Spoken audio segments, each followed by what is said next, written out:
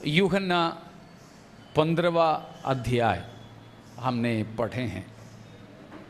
हम जानते हैं हमारे बाइबल के अंदर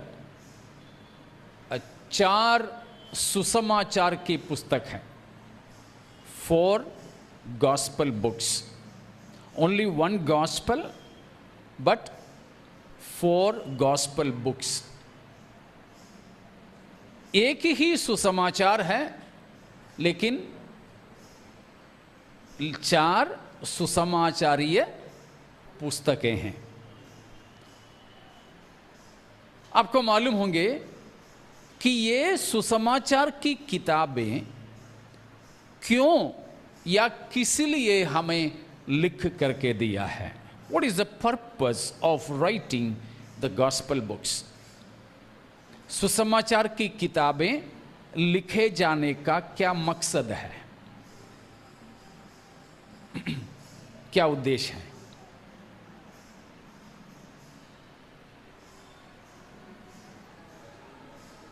Pardon?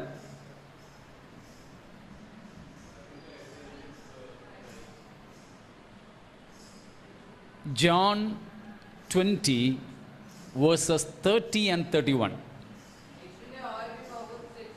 या यूहन्ना 20 का 30 और 31। यस या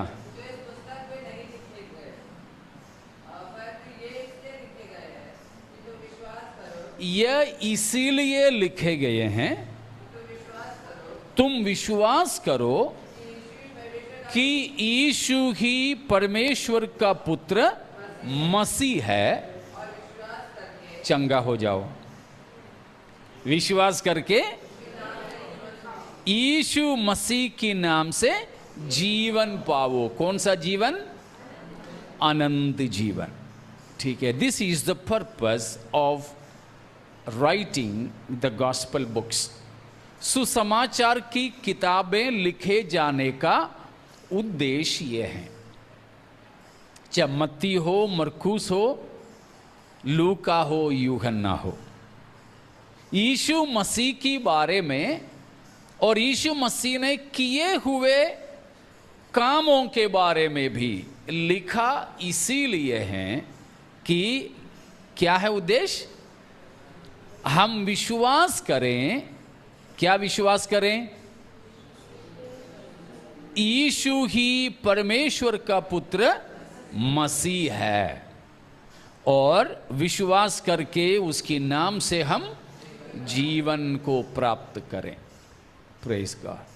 तो बिल्कुल इस बात को समझना कि सुसमाचारीय किताबें हमारे लिए इसीलिए लिख करके दी कि हम यीशु मसीह को पहचानें। We may acknowledge, rather recognize Jesus, who Jesus is. यीशु कौन है हम पहचानें। पहचान कर हम यीशु के नाम पर विश्वास करें। विश्वास करें। विश्वास करके बोलिए ना, जीवन को प्राप्त करें। ठीक है। तो 4 बात। पहले हमको जानना है यीशु कौन है, यीशु कौन है। और दूसरी बात, यीशु ही परमेश्वर का पुत्र मसीह है करके हमें मालूम होना है, विश्वास करना है, जीवन पाना है। Praise God. जीवन पाना है। पूरा पिछले दिनों में मैंने शायद बोला था, पुराने नियम को भी हम लोग पढ़ने का उद्देश्य यही है। क्या है? पुराना नियम भी हम पढ़ें तो कौन दिखाई पड़ता है? प्रभु यीशु। लेकिन दुख की बात यह है कि कई बार हम पुराने नियम की कुछ घटनाओं को लेकर प्रचार करते हैं, शोर मचाते हैं। हमारे बीच में कम है ऐसे, लेकिन आमतौर पर होता है। लेकिन नहीं, पुराने नियम भी हम अगर पढ़ें, सीखें, तो उधर भी हम मुलाकात किससे ही करेंगे? यीशु मसीह से ही करेंगे। हालेलुया। इसलिए कई बार हम पढ़ चुके एक और वचन को पढ़िएगा, लूका 24:44, लूक 24:44। यीशु मसीह ने अपने कुछ चेलों से कहा,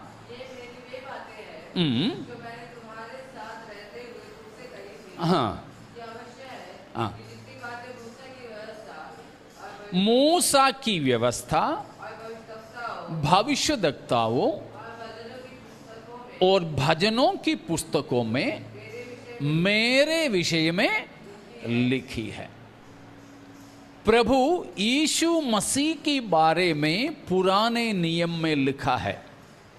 this is the threefold classification of the Old Testament, the threefold division of the Hebrew Bible, our Old Testament, the Jewish Bible.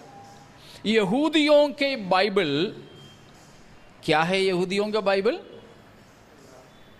यहूदियों का बाइबल हमारा पुराना नियम, उसका एक विशेष नाम है पवित्र शास्त्र, स्क्रिप्चर्स। बहुत अलग अलग नाम है, लेकिन एक मुख्य नाम है स्क्रिप्चर्स। स्क्रिप्चर्स, पवित्र शास्त्र, धर्मशास्त्र नहीं, पवित्र शास्त्र। ठीक है, इसलिए है पहला दूसरा तिमुथी 3:16 में लिखा है, हर एक पवित्र शास्त्र परमेश्वर की प्रेरणा से रचा गया है। तो पवित्र शास्त्र, तो पवित्र शास्त्र कहलाने वाला हमारे पुराने नियम है यहूदियों का Bible, Jewish Bible, Hebrew Bible, सब बोलने के वो है। उसका 3 विभाजन है, पुराने नियम का 3 विभाजन। वो विभाजन है 24:44 में, लूका 24:44 में जो बताया, लूका 24:44 में वही डिवीजन, क्लासिफिकेशन है। क्या क्या है? मूसा की व्यवस्था यानी तोरा, तोरा। दूसरा भविष्यद्वक्ताओं की किताब यानी नबीम, नबी हम लोग बोलते हैं ना, उर्दू, अरबी, सेमिटिक लैंग्वेज में नबी, वो है नबियूम, NEBIUM, नबीम, नबी। और तीसरा है भजन की पुस्तकें, वो सब मिलाकर के राइटिंग्स हैं, उसके लिए बोलते हैं केतुबीम, केतुबीम, KETHUBIUM, केतुबीम। तो ये तीनों हैं पुराना नियम का विभाजन, मूसा की व्यवस्था, भविष्यद्वक्ताओं की किताब और बाकी सब भजन संहिता के तौर पर या विस्डम लिटरेचर या राइटिंग्स लिटरेचर ऐसे जाने जाते हैं। इन सभी में किसके बारे में लिखा है? प्रभु यीशु मसीह के बारे में। तो पुराना नियम भी हमको पढ़ना है, सीखना है, प्रचार करना है, लेकिन उनमें भी हम यीशु मसीह को देख सकते हैं। जैसे इब्रानियों 1:1 में लिखा है, क्या लिखा है इब्रानियों 1:1 में? हिब्रूज 1:1, गॉड या परमेश्वर ने पूर्व युग में थोड़ा थोड़ा करके भांति भांति से भविष्यद्वक्ताओं की द्वारा बातें करता था। मतलब पुराना नियम में हम जब देखते हैं तो यीशु मसीह का तस्वीर शुरू शुरू में धुंधला धुंधला दिखता है, लेकिन जैसे जैसे नजदीक आते हैं वैसे वैसे वो और साफ होता चला जाता है। ठीक है, तो पुराना नियम हो या नया नियम, हमारे प्रभु यीशु मसीह का पहचान दिलाता है। तो holistically the Bible speaks about, introduces Jesus Christ.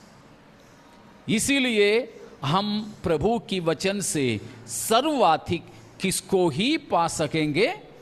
यीशु को ही पा सकेंगे। That means the Bible is largely Christological. Bible is largely and holistically Christological. इसीलिए बाइबल आम तौर पर, पूरे तौर पर मसीहमय है, मसीही विज्ञान से भरा है।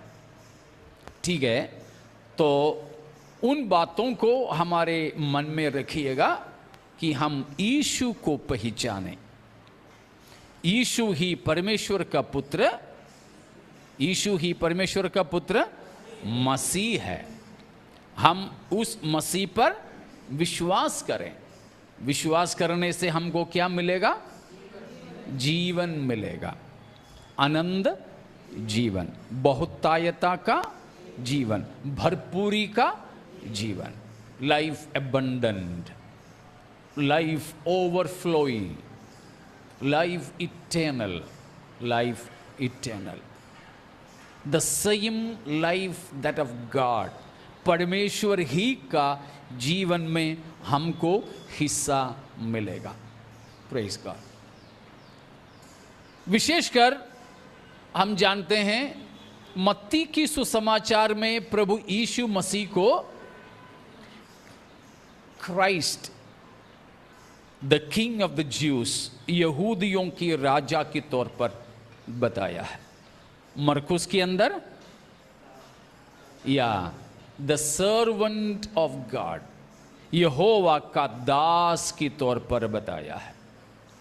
लूका के अंदर सन ऑफ मैन, मनुष्य का पुत्र के तौर पर बताया, और यूहन्ना में परमेश्वर का पुत्र, परमेश्वर का पुत्र।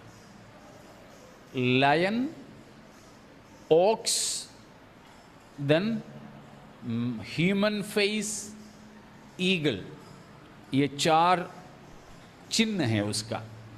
मत्ती के सुसमाचार में लायन, सिंह का, वो राजा के तौर पर। मरकुस में बैल के तौर पर दासत्व की निशान। और ये चार चेहरा कहाँ देखते हैं हम जी? नए में कहीं नहीं है?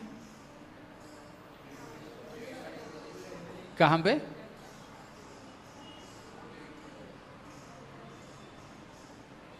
ഈ നാല് മുഖങ്ങൾ എവിടെയെങ്കിലും പുതിയ നിയമത്തിലുണ്ടോ?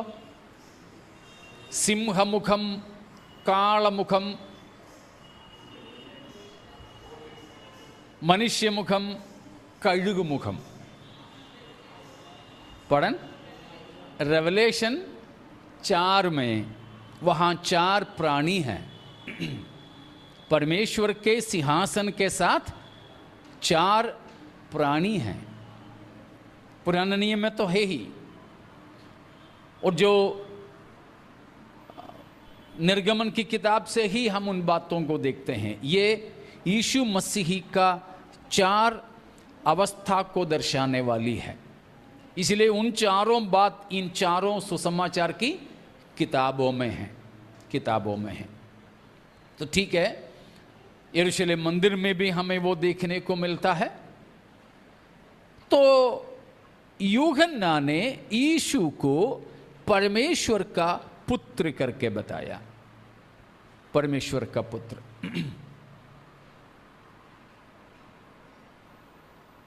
अब्राहम और दाऊद के पुत्र के तौर पर यीशु मसीह इस्राएल देश का अधिकारी है, लेकिन लूका बताता है मनुष्य की पुत्र के नाते पृथ्वी का वो अधिकारी है। लेकिन यूहन्ना बताता है परमेश्वर का पुत्र के तौर पर वह, चलिए ना साथ में, परमेश्वर का पुत्र के तौर पर द एंटायर थिंग, सब कुछ का अधिकारी है यीशु मसीह। ठीक है, वो सब वहाँ रहने दो, हम अभी 15वां अध्याय में आएंगे और 5 बात जल्दी मैं आपको बताना चाहूँगा। यूहन्ना की सुसमाचार 15 अध्याय से हम इससे पहले भी पढ़ चुके। किस बात पे हम लोग वहाँ उस वचन को पढ़े थे, याद होंगे आपको? क्यों सामुएल? आई एम सेइंग्स में, मैं हूँ घोषणाओं में, हमने यहाँ 15 अध्याय से पढ़े थे। I am the true wine, सच्ची दाखलता मैं हूँ, यीशु मसीह ने जो कहा उसके लिए हम इस बात को पढ़े थे। आज हम इसमें से एक मास्टरपीस ऑफ जॉन, यूहन्ना का सबसे अधिक इस्तेमाल करने वाला एक शब्द को देखेंगे। क्या है? एबाइड। एबाइड। यीशु मसीह ने ये 15वां अध्याय में बताया कि मैं सच्ची दाखलता हूं और तुम लोग कौन हैं?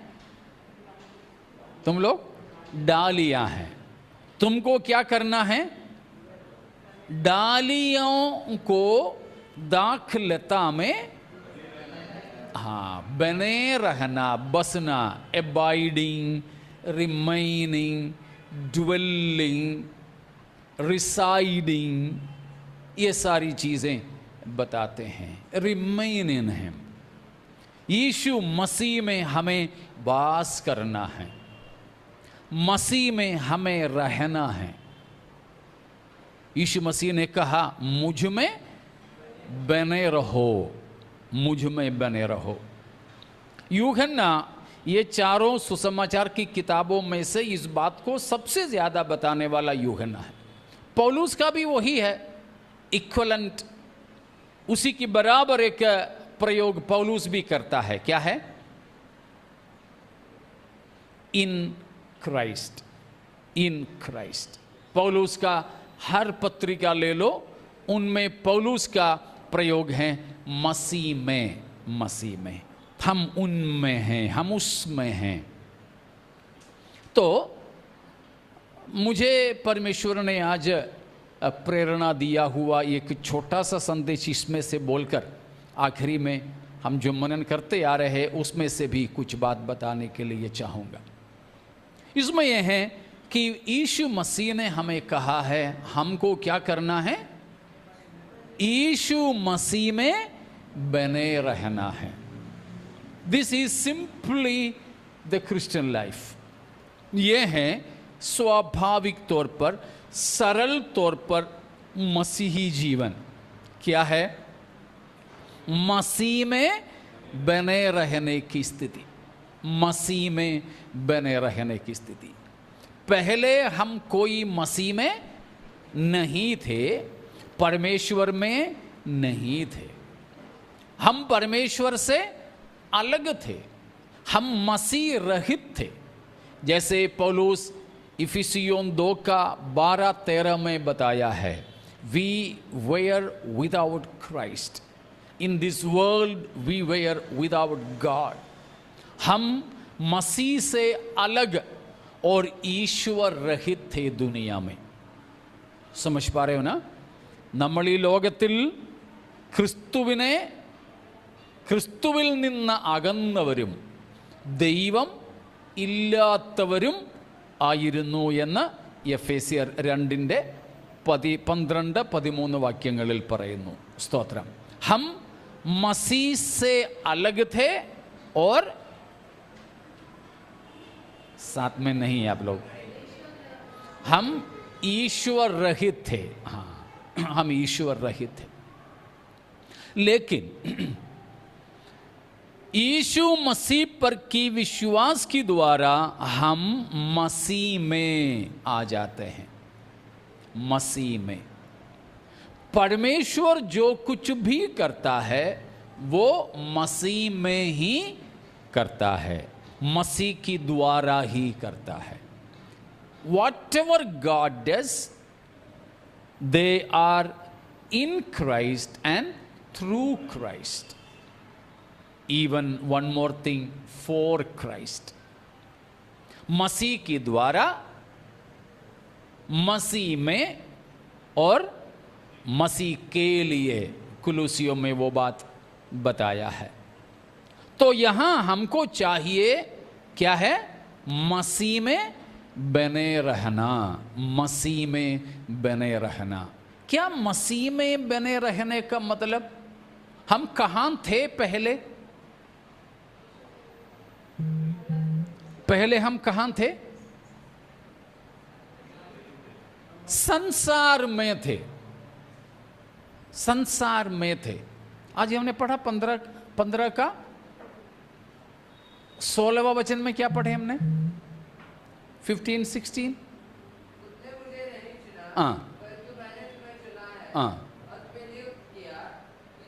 हाँ, अब 18, 18।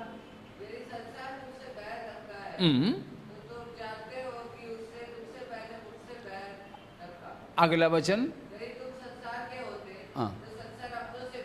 हाँ, मैंने तुम्हें संसार में से चुन लिया। तो 16 में बताया कि तुमने नहीं परंतु मैंने तुम्हें चुना। कहां से? संसार में से चुना है, संसार में से चुना। तो हम पहले संसार में थे। जब हम संसार में थे तो मसीह में नहीं थे, लेकिन हमारे किसी खूबत के कारण नहीं, हमारे कोई लियाकत के कारण नहीं, हमारे किसी योग्यता के कारण नहीं, परंतु अपने अपरंपार करुणा के कारण उसने हमसे प्रेम किया और उसने हमको चुन लिया कि दुनिया से हम मसीह में पाए जा सके। Hallelujah, hallelujah. उसका दोनों कारण को जरा एक शब्द में परिचय देकर मैं चलता हूं, विवरण नहीं कर पाऊंगा। इफिसियों 2 का 4 को पढ़ लीजिए। एफेशियंस 2:4। इफिसियों 2 का 4। हाँ, परमेश्वर जो दया का धनी है, उस बड़े प्रेम के कारण, हाँ, जब आप अपराधों के कारण भरे हुए थे तो हमें मसीह के साथ जिलाया। स्तोत्रम। देखो 2 शब्द वहां पर दिया है, God who is rich in mercy, जो दया का धनी परमेश्वर। फिर हमसे कैसे प्रेम किया? बड़ा प्रेम। इंग्लिश में कैसे दिया? Great, great love. Praise God. देखा, परमेश्वर ने अपने अपरंपार करुणा के कारण, उस बड़े प्रेम से हमसे क्या किया? प्रेम किया। इसलिए उसने हमें संसार में से चुनकर अपने आप में रख दिया। हालेलुया। हम अब इसलिए मसीह में हैं। मसीह में बने रहने के लिए एक छोटा सा सूत्र है, इक्वेशन है। सूत्र मतलब इक्वेशन, मलयालम वाला सूत्र नहीं, ठीक है, वो सूत्रम है। तो या इक्वेशन है। क्या है वो इक्वेशन? उस सूत्र क्या है प्रभु में बने रहने के लिए? आमोस 3:3, आमोस 3:3, आमोस 3 का 3। यदि 2 मनुष्य परस्पर सहमत न हो तो क्या वे एक से चल सकेंगे? 2 लोग परस्पर सहमत न हो तो दोनों एक साथ नहीं चल सकेंगे। ये हम जानते हैं। अगर इसलिए बोलते हैं ना, तुम कौन है जानने के लिए तुम्हारा दोस्त कौन है देखो, बस इतना। इसीलिए बच्चों से भी हम कभी कभी पूछना, देखना कि हमारे बच्चों के भी दोस्त कौन हैं। कलीसिया के अंदर भी कौन किसके साथ ज़्यादा मिलते हैं देखो, तो पता चल जाएगा कौन किस आदत के हैं। दो लोग आपस में सहमत नहीं तो एक साथ चल नहीं सकते हैं। अगर ऐसा है, मसीह में हमको बने रहना है, तो क्या करना पड़ेगा? क्या करना पड़ेगा? मसीह के साथ हर बातों में सहमत होना चाहिए। यीशु मसीह की इच्छा हमारी इच्छा, यीशु मसीह की मकसद हमारे मकसद। हमारी इच्छा प्रभु की इच्छा नहीं होना, परंतु प्रभु जो चाहता है वो ही हम भी चाहें। ठीक है ना? प्रभु का जो मकसद है वो हमारे भी मकसद बन जाए, तो ज़रूर क्या हो सकता है? मसीह के साथ हमारी संगति हो सकता है, प्रभु में हम बने रह सकता है। Praise God. तो दो चीज आपस में होना है। एक है प्रभु का वचन हम में, और हम, मेरे साथ नहीं आप, हम मसीह में। We have to abide in him and his word in us. We abide in Christ and his word indwell within you and me. हम में रहें, ये है संगति। इसका दृष्टांत में साधु सुंदर सिंह की ओर से बहुत बार बताया है, आपको याद होंगे, है ना? याद है रूफस? इसके बारे में एक दृष्टांत में बोलता था, नहीं सामुएल को जी, या fire and iron, example of fire and iron. एक लोहार, ब्लैक स्मिथ के पास में हम लोहा ले जाकर देते हैं, वो काला काला लोहा वो क्या करता है? अंगार में डाल देता है। साथ में हो ना?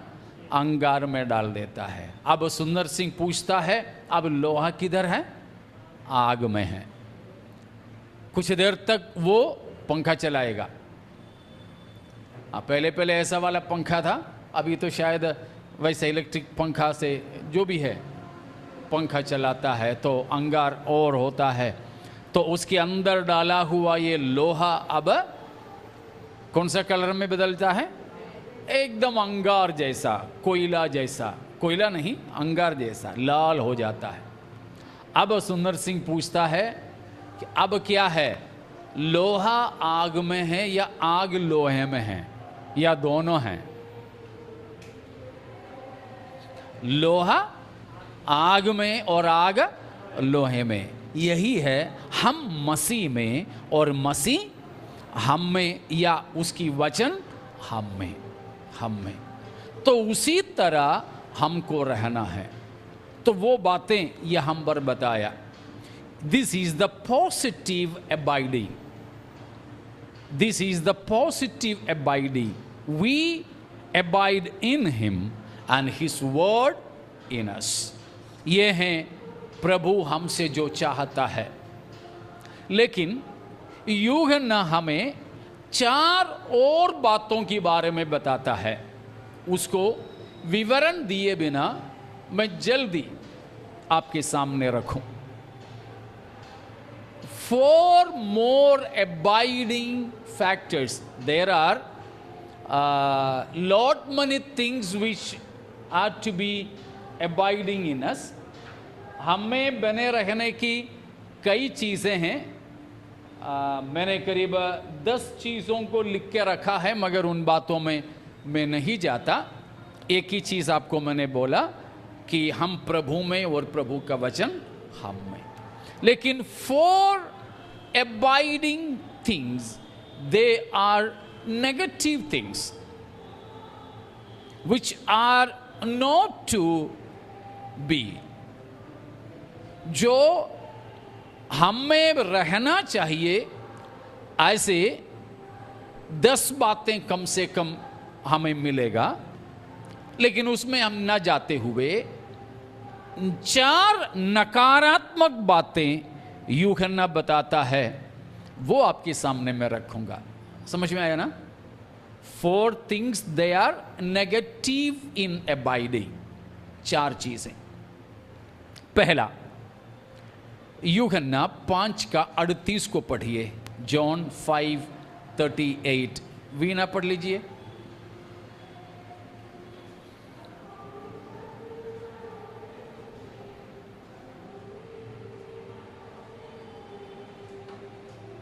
यूहन्ना 5:38 5:38।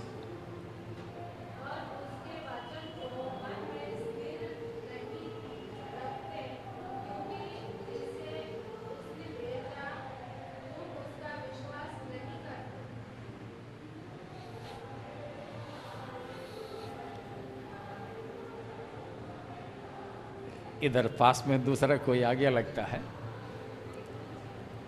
कल इसकी कंप्लेंट हुआ था,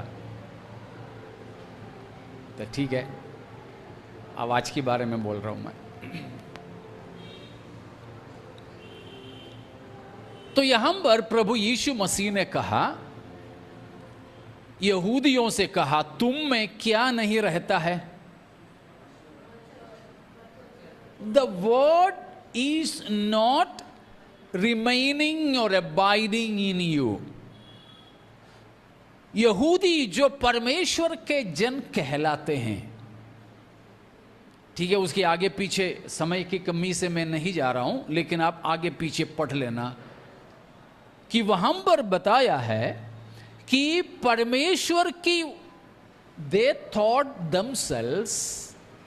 of themselves as the custodians of the law of the scriptures। परमेश्वर की वचन की रखवाले के तौर पर यहूदी खुद को समझते थे। ठीक है, यहूदी खुद को क्या समझते थे? परमेश्वर की वचन के रखवाले। लेकिन प्रभु यीशु मसीह बोलता है, तुम में क्या नहीं रहता है? वचन नहीं रहता है। वचन हम में नहीं रहता है तो फिर हम वचन के बाहर चले जाएंगे। भजन संहिता 119 में लिखा है कि मैंने तेरे वचन को मेरे हृदय में रख छोड़ा है ताकि पाप ना करूं। अगर ऐसा है तो वचन हमारे अंदर नहीं तो क्या संभावना है? पाप करने का। हमारे लैपटॉप, कंप्यूटर, मोबाइल फोन, इन सारे चीज़ों में हमें एंटीवायरस होता है। एंटीवायरस पहले तो अलग से लगाना पड़ता था, अभी तो सभी चीज़ों में उसी में इनबिल्ट आता है। पहले हमको हर साल उसमें इंस्टॉल करना पड़ता था, अभी भी है लेकिन अब उसका उतना ज़रूरत नहीं है।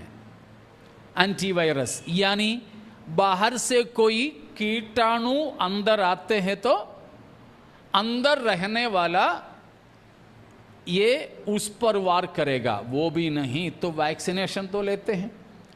2 हफ्ता पहले भी हमारे बच्चों को पिलाए थे, है ना, वैक्सीनेशन। कोरोना के समय में लोगों ने लिए थे, बड़े लोग भी, वैक्सीनेशन। किस लिए वैक्सीनेशन? बीमार है इसलिए नहीं, वो हमारे शरीर में रहे तो उस बीमारी की अणु हम पर वार करें तो ये अंदर रहने वाला दवा क्या कर सके? हेलो, इधर ही है, वो उस पर हाँ अटैक कर सके, वार कर सके। उसी तरह हमारे अंदर क्या होना चाहिए? परमेश्वर का वचन। वो वचन हमारे अंदर रहे तो पाप से लड़ना आसान है। लेकिन यह हम पर प्रभु ने कहा, तुम में क्या नहीं रहती हैं? प्रभु का वचन नहीं रहता है, इसीलिए तुम पाप के अधीन हो जाते हो। उसके नीचे की वचनों में भी उन बातें बताया है। तो प्यारो, हमारे अंदर क्या होना चाहिए? परमेश्वर का वचन रहना चाहिए।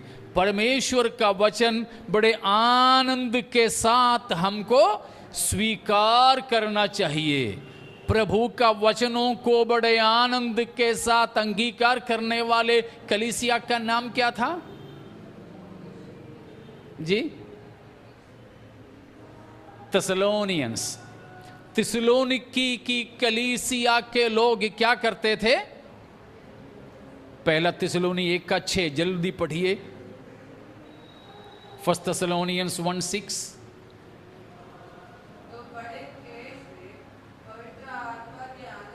पवित्र आत्मा के आनंद के साथ वचन को मानकर। देखा, परमेश्वर की वचनों को वे पवित्र आत्मा की आनंद के साथ लेते थे। अब 2:13 2:13। इसलिए हम भी परमेश्वर का धन्यवाद निरंतर करते हैं कि जब हमारे द्वारा परमेश्वर का सुसमाचार का वचन तुम्हारे पास पहुंचा, तो तुमने उसे मनुष्यों का नहीं बल्कि परमेश्वर का वचन समझकर और सचमुच की ऐसा ही है ग्रहण किया।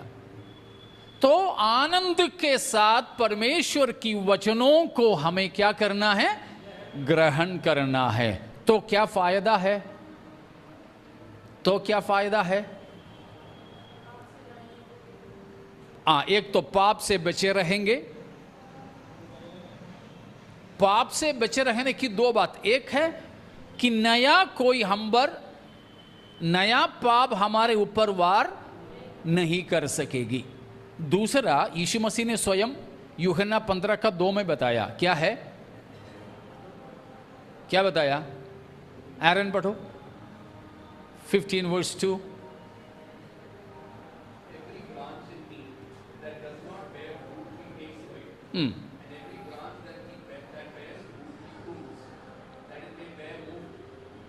यहाँ 3। You are already clean. Why? How? The words I spoke. प्रभु ने बोला हुआ वचनों के द्वारा हम शुद्ध होते हैं। तो देखो, वचन काम करने वाला दो क्षेत्र है। क्या है? sanctifies us. The word sanctifies us. वचन हमको शुद्ध करता है। शुद्ध करता है मतलब कैसे? शुद्ध करने का मतलब अंदर, हमारे अंदर की पाप हम पर हावी होने ना देकर उन पापों को निकाल कर फेंकने में वचन मदद करता है। The word sanctifies us from the sin indwells in us. दूसरी बात है, हमने भजन 119 में से देखा कि it guards us, it safeguards us against the attacks of sin from outside. It sanctifies us from the sins from inside, and it guards us from the attacks of sin from outside. प्रभु का वचन हमारे अंदर बने रहें तो ये दोनों काम होगा। क्या क्या है?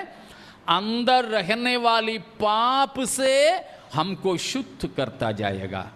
दूसरा, बाहर से हम पर हावी होने वाले पापों से हमको बचाता भी रहेगा। लेकिन वचन नहीं तो ये दोनों हमारे अंदर होता रहेगा। क्या? अंदर का पाप से शुद्धिकरण भी नहीं होगा, और क्या है दूसरा? क्या है? बाहर के पापों से हम बचेंगे भी नहीं, मतलब पाप से पाप की ओर चले जाएंगे। जल्दी दूसरी बात, सेकंड नेगेटिव अबाइडिंग 3:36, यूहन्ना 3:36, 3:36। जो पुत्र पर विश्वास करता है अनंत जीवन उसका है, परंतु जो पुत्र को नहीं मानता वह जीवन को नहीं देखेगा, परंतु परमेश्वर का क्रोध उस पर रहता है। Abiding the wrath of God, the wrath of God abides in them। परमेश्वर का क्रोध उनमें रहता है। किन में? जल्दी जल्दी, किन में? जो पुत्र को नहीं मानता। इन इंग्लिश,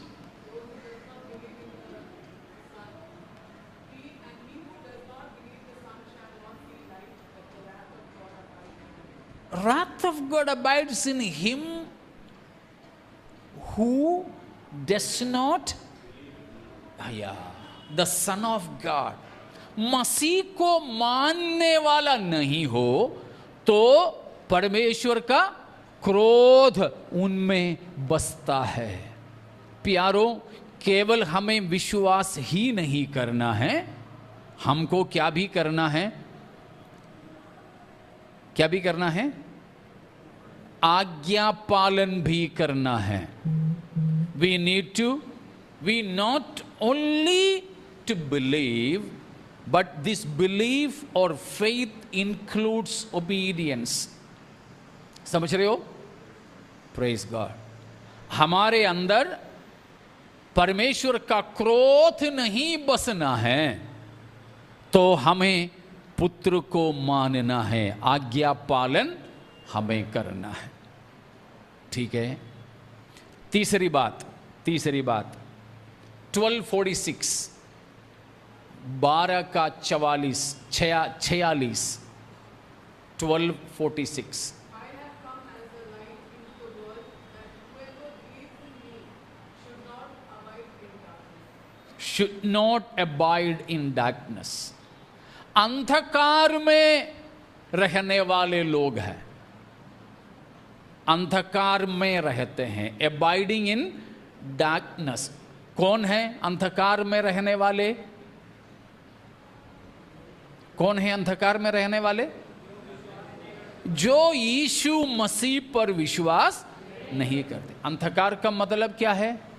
अंधियारा का मतलब क्या है?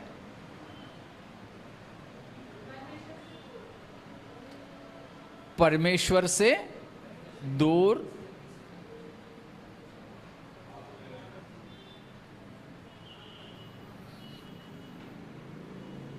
Ephesians 5:8 फॉलोइंग, इफिसियों 5:8 से पढ़ लीजिए जल्दी।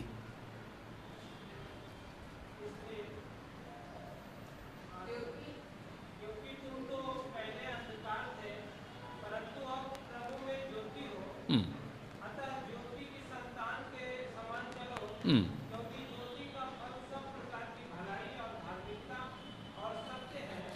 हाँ, ज्योति में है तो ये सारे प्रमाण हैं। आगे, पर यह परखो कि प्रभु को क्या कहता है, अंधकार के निष्फल कामों अंधकार के निष्फल कामों को सहभागी न हो, उसमें सहभागी न हो। वरन उनको उलाहना दो, अंधकार के निष्फल कामों को उलाहना दो।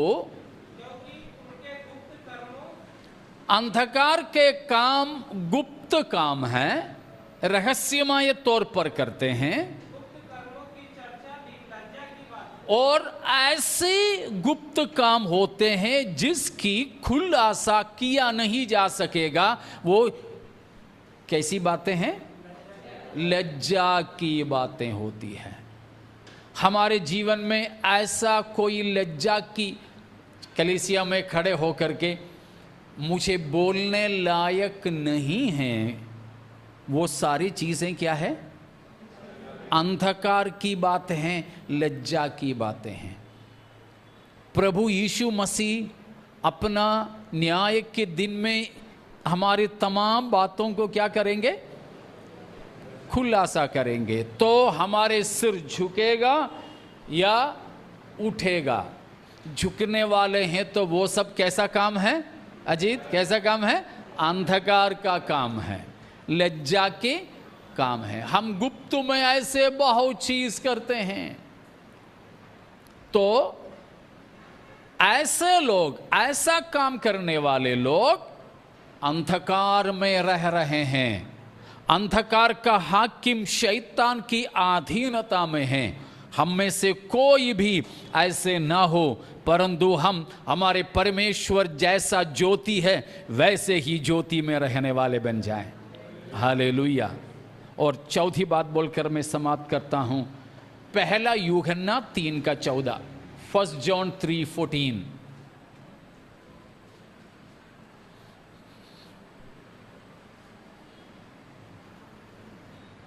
हम जानते हैं कि हम मृत्यु से पार होकर जीवन में पहुंचे हैं, क्योंकि हम भाइयों से प्रेम रखते हैं। जो प्रेम नहीं रखता वह मृत्यु की दशा में रहता है। मृत्यु की दशा में रहता है। Abiding in death. Who doesn't love.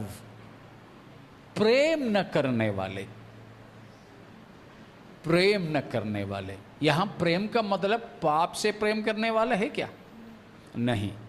गंदगी से प्रेम करने वाले नहीं। संसार से प्रेम करने वाले नहीं। संसार से प्रेम करे तो क्या होगा? क्या रोहन? संसार से प्रेम करना इक्वल्स परमेश्वर से बैर रखना। याकूब ने बताया है 4:4 से लेकर। संसार से प्रेम करना मतलब परमेश्वर से बैर रखना। तो यहां प्रेम न करने वाले बोल के कुछ लोग हैं, प्रेम ही कर रहे हैं। ऐसे ना हो प्यारो, ऐसा ना हो। अभी मैं जहां गया था वहां कुछ ऐसी बातें थी। मैं जिस संस्था की मीटिंग के लिए गया उस इलाके में उस संस्था के 40 रूफस पोस्ट करो,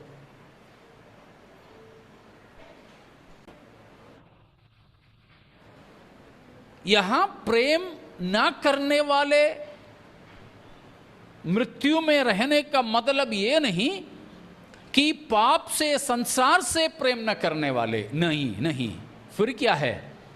मैं एक मसीही हूं। जैसे प्रभु यीशु मसीह ने अपने सताने वालों से भी प्रेम किया था, ठीक वैसे ही हमारे जीवन में हमारे विरोध करने वालों से भी हम नफरत ना रखते हुए, गुस्सा ना करते हुए हम उनसे प्रेम करें, उनकी भला चाहें।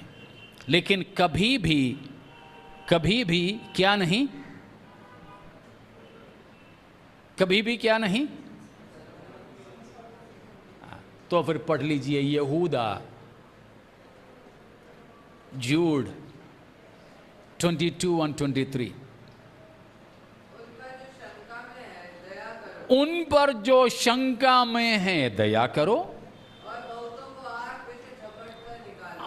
पाप में पड़कर परमेश्वर की क्रोध की आग में से कुछ लोगों को झपट करके निकाल दो। और बहुतों पर भय के साथ दया, भय के साथ दया करो, पर उस वस्त्र से भी घृणा करो जो शरीर की यानी पाप की द्वारा कलंकित हुआ है।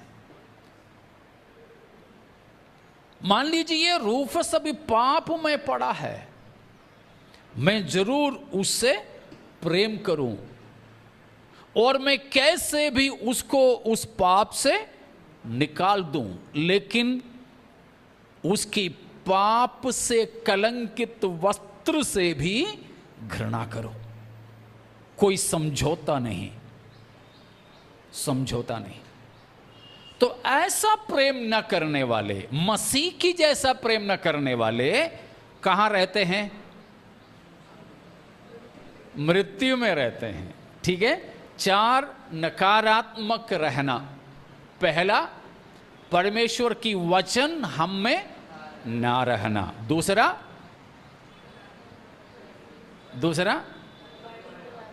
परमेश्वर की क्रोध हम में रहना, हम क्रोध के पात्र बने रहना। तीसरा, हां, अंधकार में रहना। चौथा, मृत्यु में रहना। ये चारों होना नहीं चाहिए, परंतु हम मसीह में रहें, उसी के लिए था। हमको अपनाने के लिए हमारे प्रभु स्वर्ग से धरती पर आया, क्रूस पर अपना जीवन दिया, अपना लहू हमारे लिए बहाया, स्वर्ग में चिरस्थायी वचन हमें दिया, ताकि हम पाप से मुंह मोड़ें, नरक से, अंधकार से, मृत्यु से, परमेश्वर की क्रोध से बचें। हमें इन सारी चीज़ों से बचाने वाला केवल क्रूस पर मरा, मुर्दों में से जी उठा हमारे प्रभु यीशु मसीह ही है। उस मसीह पर हम आशा रखते हुए मसीह में और मसीह का वचन हम में बने रहने के लिए अपने आप को सौंप दें। इन वचनों के द्वारा परमेश्वर हमें आशीष दे।